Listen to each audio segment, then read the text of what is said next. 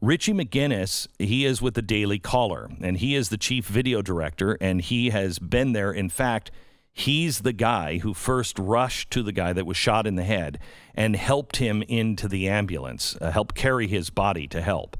And Richie is with us now. Richie, how are you? I'm good, Glenn. Thanks for having me on. First of all, I mean this sincerely. It's not just a quick, how are you?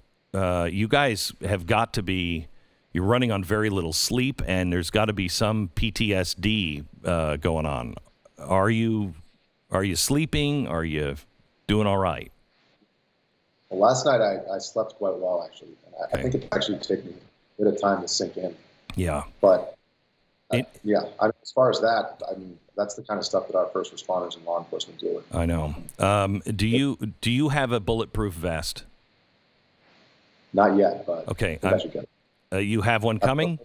Because around in front of me the other night. Yeah, I think I should get one. Yeah. Okay. So I would like to supply you with one, and I'll get you a vest, and we'll see what we can do to protect you. I know you don't work with me, and we don't really know each other, but I really respect what you're doing, and I really thank you for being there to document it, because we're in real trouble if somebody doesn't do what you're doing. Tell me exactly what happened that night. What did you see? So actually, right before the shooting took place, I witnessed the riot control clear out protesters from an area that had been burned out 2 consecutive nights. And actually, the night prior to the shooting, I saw the business that Kyle was standing in front of burning, with the business owners and some employees of that business using a power washer to try to put out the fire because the fire trucks weren't coming. And so the next night, I saw Kyle, along with a number of other armed men, some of them were also on the roof of the business, standing with what looked to be AR-15 at least over Kyle's shoulder. And I immediately asked if any of them would be interested in doing an interview as to why they were there. And Kyle volunteered. He actually didn't volunteer his name, but he said that he was willing to appear on camera and give an interview. So I interviewed him for about 2.5 minutes. And actually, after the interview concluded, they said, we're going to go try to find if anybody needs medical aid after after the riot control just came through and tear gas people. So they actually went out into the crowd left the dealership to Kyle was shouting out, does anybody need medical aid? Does anybody need medical aid? And that was just a few minutes before everything took place. So that was where everything started, and obviously things descended into chaos very quickly after that. Is there any indication from you, Richie, that he was, a white supremacist, that he had the intention of going out and shooting people? Or, I mean, they're charging him with first-degree murder. Any indication that that's who this guy was? So obviously, I'm not going to speculate on the legal side of things, whether it was murder, whether it was self-defense. Yeah. That's up to the courts to decide. But what I can say is that during the brief time that I met him, he came across as a very young and innocent kid who did not know the gravity of the situation that he was in. And again, I only spoke to him for about 2 minutes, and that was the first time I had ever even seen him before. But that was my first perception. He told me that he was there both to protect the business and to make sure that anybody who needed medical aid would get it. And he also did note the absence of police and the necessity for somebody to provide a degree of law and order. So that was, it was only about a 2.5 minute interaction. So yeah. Right. Okay. So you were there when he didn't trip and fall. He was kicked to the ground. And a guy came at him with a skateboard, was going to beat him with that. Another guy came at him with a gun. I mean, this looks like total self-defense to me. Did you witness that part of the shooting too, or were you with? No. So actually, I was in the hospital by then. Okay. Well, actually, I was heading to the hospital by then. The shooting that I witnessed was the first shooting, which is the one playing right now. And that was when things really started. I believe that the second shooting, that took place very, very soon after. But after the shots were fired, people were just looking for individuals with guns to,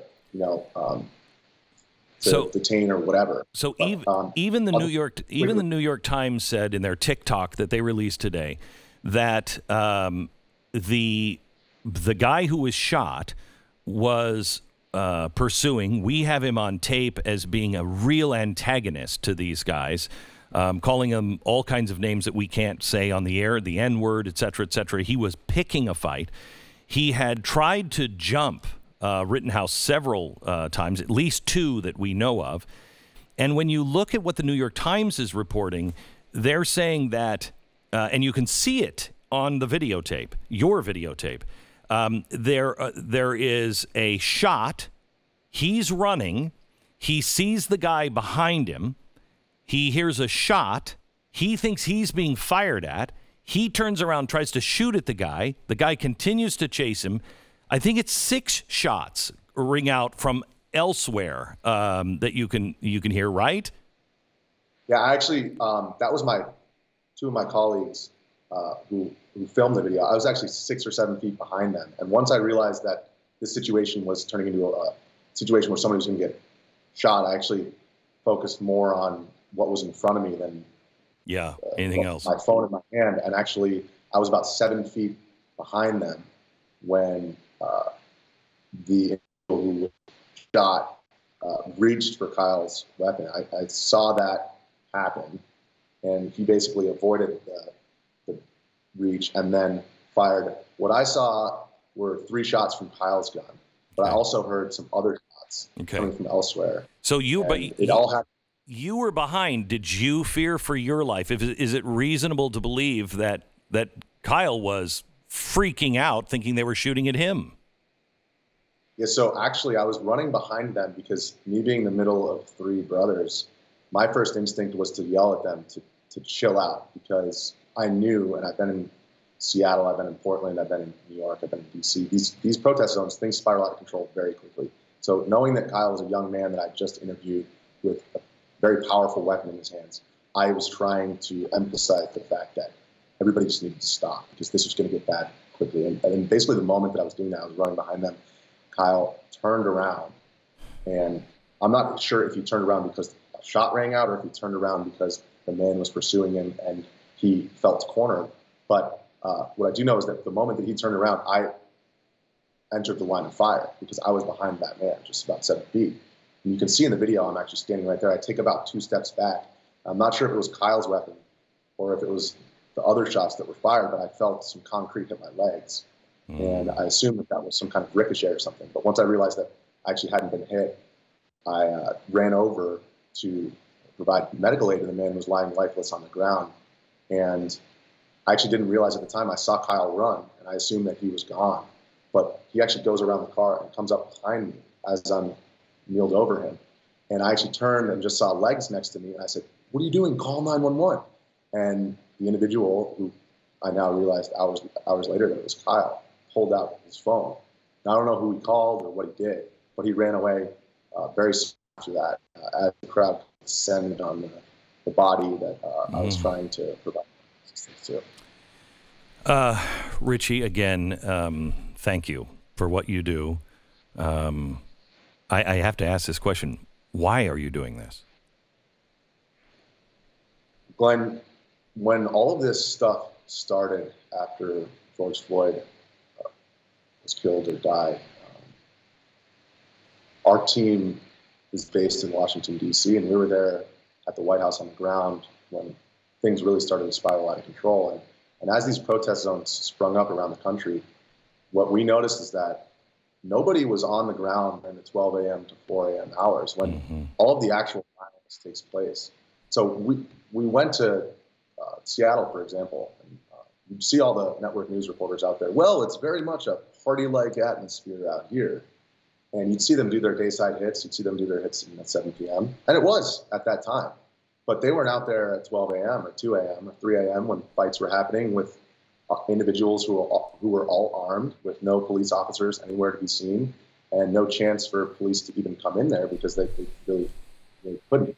So I knew that was our video team's responsibility to tell the American public exactly what was going on in those zones at that time, because the prevailing narrative was that, you know, it was peaceful and all kumbaya. And what we saw and what we reported on, I don't know if this was your video last night, but I saw a sheriff's, you know, armored car come in to Kenosha last night. And these guys had guns. They were calling the sheriffs all kinds of names. Come on out, fight, come on out. It was ugly. What are you expecting people to do when the feds arrive?